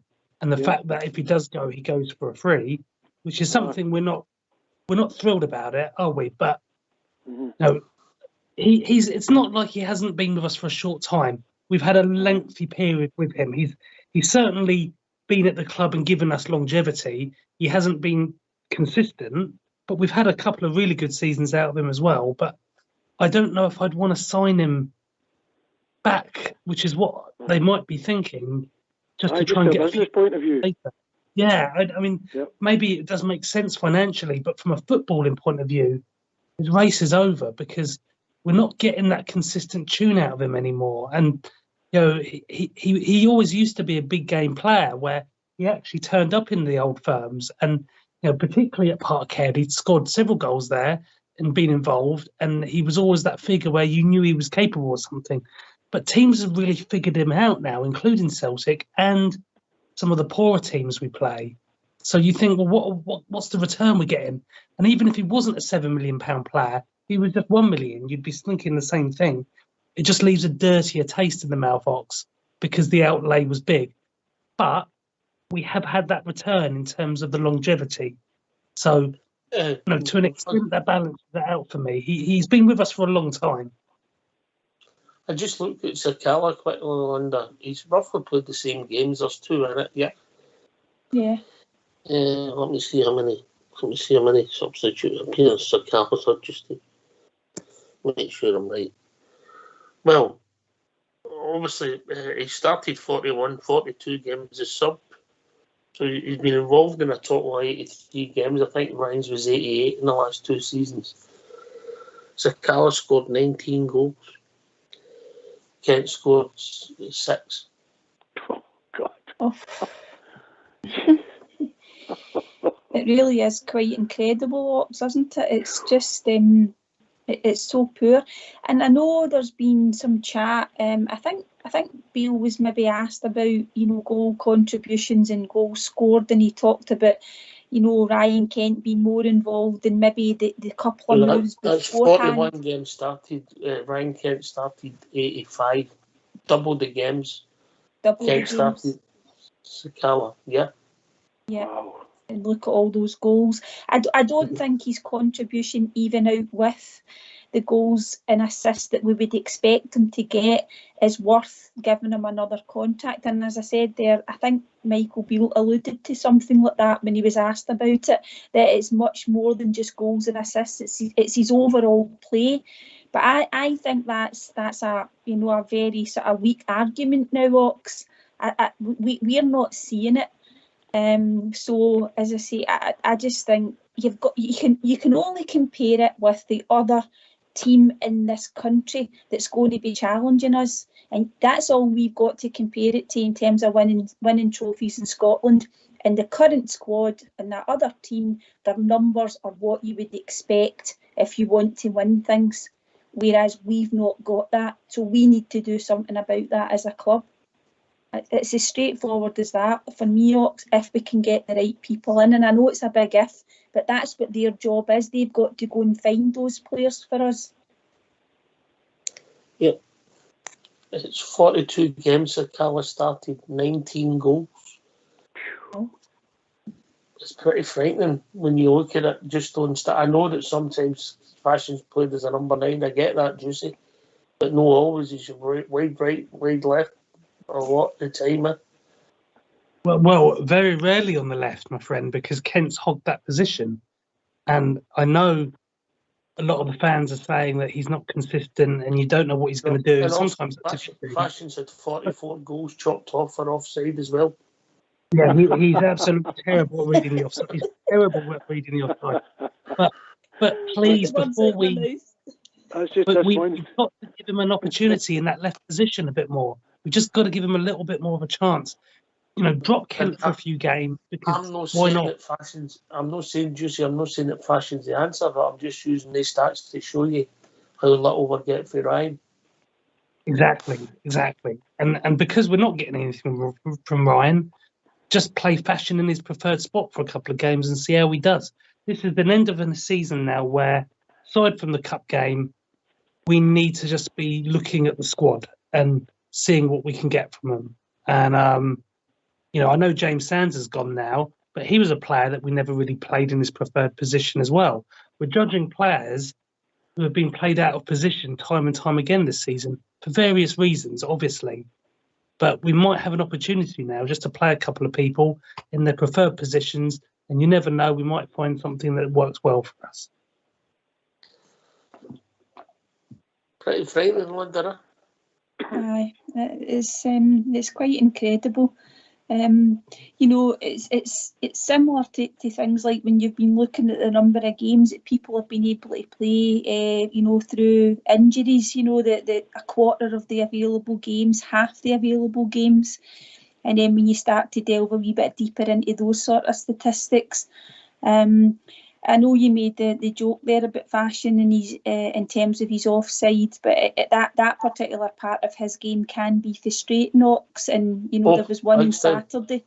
Yeah, there was one on Saturday. I think it was at Raskin that was involved in the forward pass to him. And if he had just looked along the line, I know. If we just get back on side, Linda. Yeah, and then restoring offside, yeah. Absolutely, yeah. And I think there was another one where he ran too soon. There's that one you're talking about, but there was another one as well. But he does that continuously in games, and I know that forwards do get caught offside. I'm not saying he's the only one, but he gets caught offside more than a lot of people when you watch football. If he could get rid of that to a certain extent, I think he would improve by a big percentage for us. Well, there's away at Tynecastle and away at Easter Road. He had 3 goals chopped off for offside.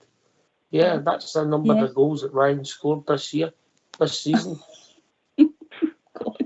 I know, I don't want to turn it into it. We didn't lose the weekend just because of Ryan Kent's performance, don't get me wrong, but I think that's he's our most creative player, and that's the number of goals we're getting from him, and we're not getting hundreds of assists near Willie. Aye, I mean, see this between Ryan Kent, Sakala. Sakala's direct. See when he gets the ball, he wants to go to the net, he wants to score, or he wants to create a goal. Ryan Kent wants to get across the park, and he wants to play. He wants to beat players. He wants to take players on. He wants to dribble past players. Sakala makes a beeline for the goals. That's the difference. I don't think they always talk about Sakala's pace, and he's quick. But Ryan Kent's pretty quick as well, over the first maybe 5-10 yards. So I don't think there's a lot of difference in their pace. But Ryan Kent likes to hold on to the ball and beat players. Whereas Sakala, he heads for the nets. He wants to get a goal. He wants to create something or score a goal. That's the big difference with the two of them. And you see it there in the numbers. Aye. Right. Numbers don't mean everything, Juicy, but I'm just using that as a comparison there. No, it was an interesting stat bomb there from you, Ox, and you've always got your finger on the pulse of the figures. That's why you run the show, my friend. But even outside of Mr. Sakala, you don't even need to compare it with anyone to some extent. It's just so blatantly obvious how poor the guy's been. And I think that's why we're all just deflated, because there's nothing there that shows you want him to stay. There isn't a reason for us to keep the guy. We know he's on an expensive wage, and I would just rather see that go to someone else, and giving them an opportunity at our club. And I know whenever you sign a player, there's always a little bit of a risk, isn't there? Particularly when it comes to them potentially getting injured, or are they going to be able to solidify their place? But we need to be starting to sign some players with reputations. For too long, we've spoken about projects and that. My goodness, we don't need projects. We need proven players like Cantwell. Go and get some guys like that, who have proven at top levels in Premier League that they are capable. And that's what we need now, Ox. And Kent, he's had his opportunity, and he clearly doesn't want to re-sign for us. No. Sometimes, Linda, it's good for both parties just to move on. You need people become stale. It's no criticism, it's just an observation. Yeah, totally agree, Ox. It isn't a criticism. Yeah, we would want them to have contributed more in terms of goals and assists, but generally, your squad's got to evolve, and I think that's what we've maybe not done enough of since we got obviously the 55th title, you know. And you do need to refresh. People need different challenges, Ox. You can become stale, and Scottish football, you know, as we say, we play out teams so many times. You know, it lacks a bit of freshness, so you've got to actually probably do that with your squad. And I know it does come down to finance, and we have to be realistic about that, but this is the ideal opportunity this summer. You know, he's been told, or Michael Beale said he's going to have a healthy budget, but we don't know exactly what that's going to be. But there was 6 players in London who weren't involved in 55 started at the weekend. Yeah. 6 players were team is involved in. Yeah. And as we said, Ox, that it's and circumstances have been against us this year because of injuries. We know that, but there are still players that have been there too long and have started to perform not to the levels that we want. So it is time, as you say, they can go with our best wishes. We thank them, but this is the time this summer where you've mentioned all those players that are out of contract. I would probably, and it's just it's another discussion, but out of them all, Ox, I think probably the only one I would maybe give a contract to is Jack. But Hollander, Arfield, Kent, Morelos, they can I would have ripped his contract up on Saturday night if I'd have bumped into him. Who, Ryan Jack? Oh, I like Ryan Jack, but he had a poor game, you know. Would you let him go as well, Ox? Let me calm down before I answer that one. Chase him out the door. Let me calm down before I answer that one. Aye. Okay. You know, but if you'd asked me on Friday night, aye. If you asked me on Saturday night, it'd have been a different answer. You know, but interesting times. Interesting times. How things have evolved. Do you say we just have to stick by the team, stick by the club? Get behind them, and we have to try and hopefully drive forward together. You know, there is positive. Beale's come in, change things around. Yeah, well, it's no went great, but there's injuries and selection issues have gave us cause for concerns in big matches. Yes, he has made a lot of improvements, Ox. But it's the old firms where you're going to be judged, and none of us can hide. We can't hide from that point. We've got a massive cup game coming up, so there's still an opportunity there for him. And it was unfortunate we didn't bring the level that we needed to in the last cup final. You don't always get an opportunity so quickly to rectify it, and we've got that opportunity, and we've still got another one at the end of the season to try and put a little bit of gloss on what's been a disappointing season. But he has improved us. We can't not acknowledge that. And giving him that summer, because we've all got to acknowledge as well, he needs that summer, he needs that transfer time to build his team. But my goodness, he's going to be judged then very, very quickly in the new season. As Linda said earlier, that first Old Firm game will come round quickly. And that's when he's really going to be judged, because then it will be his team. Last word, Wally? I think Beale's he's done a really good job. I mean, we were so close at the weekend. We gave away two gifts. I mean, we could have won that game. I think he's done an amazing job. I really think, on top of, as you say, all the injuries we've had, he's done an amazing job. I mean, I can only go back as far as Colin Steen. That was my first Rangers hero. And I spoke to Mr. S. Kipper about it, and he said he goes back a bit further than me. Not as far as you, Ox, but you know. And he said he's never seen injuries like that, an injury list like that. I think Mr. S. Kipper went to school with Moses McNeil. I might be wrong. There was a Moses in his class. It might be the original Moses. It says that you go back to when Ben Hart drove the team bus. He's some man, Mr. S. Kipper, isn't he? Aye. We had the pleasure of his company a couple of weeks ago. Enjoyed it. I've not met him, but he lives just down the road from me. I've not met him, but we've had a few good chats in the lobby. You know, he's not been on for a few weeks, but we've had some good chats in the lobby. He's a busy man, his family. Busy Aye, man. aye. You know, but some man, top bear is your skipper. Aye. Anyway, thanks, Willie. Thanks for the call, mate. Thanks for taking my call. Great show. Oh, good to hear from you, mate. Good to Nice hear to be from on you. speaking to some nice bears and the lovely Linda, the bearette. Oh, it's all Cheers, Wally. Oh, you get so Oh. good. And the lovely Juicy, lovely Bob Jer. Great to hear Bob Jer back on. Aye. Great. Oh. Place to be if you're a Rangers fan. Rangers Radio is a place to be. Cheers, Willie. Cheers, mate. Cheers. Last word, Juicy. Oh, it's good to have some nice callers, Ox, and lovely to be here with yourself and the lovely, superb dear Linda. And I hope I get the opportunity to be on the road to with her again very soon.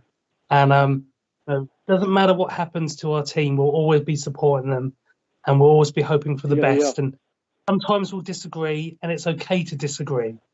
But we all want the same thing, and those good times will come again, and we've got an opportunity very soon. Cheers. Just to let you know, Fox says you'll not be getting the same rise as the junior doctors, Linda, all right? Oh, 35%. Oh, goodness. Over to you, Linda. Yeah, great show tonight. Good callers and lots of great chat. It was lovely to be on with Juicy again and your good self, Fox. And we're all Rangers at heart. So looking forward already to the game at the weekend. And you know, as I say, we all support the one team. And yeah, it was great being on. Cheers. Thanks to Bob Jer, thanks to Willie, your good self, Linda, and the one and only Juicy Bear. Thanks to Fox and Old School Blue for doing the technicals. This has been Rangers Radio. We might all be back on the solids tomorrow. It's Wednesday. Thanks for listening. Take it away, Old School Blue. Oh, every other Saturday's my half day off, and it's off to the match I go. Happily we wandered down the Copeland Road, me and my wee pal Joe. We love to see the lasses with the blue scarves on. We love to hear the boys all roar. But I don't have to tell you that the best of all, we love to see the Rangers score. Me, oh my. Oh, we love to see them cry. We love to see the lasses with the blue scarves on. We love to hear the boys all roar. But I don't have to tell you that the best of all, we love to see the Rangers score. We've won the Scottish League almost every time the League Cups assemble too. We get some exhibitions in the Scottish Cup. We are the cup winners true. And when the Rangers win the European Cup, as we've done with the one before, we'll gather round the Ibrox 50,000 strong to give the boys an Ibrox roar. Me, oh my. Oh, we love to see them cry. We love to see the lasses with the blue scarves on. We love to hear the boys all roar. But I don't have to tell you that the best of all, we love to see the Rangers score. Me, oh my. Oh, we love to see them cry. We love to see the lasses with the blue scarves on. We love to hear the boys all roar. I don't have to tell you that the best of all, we love to see the Rangers score.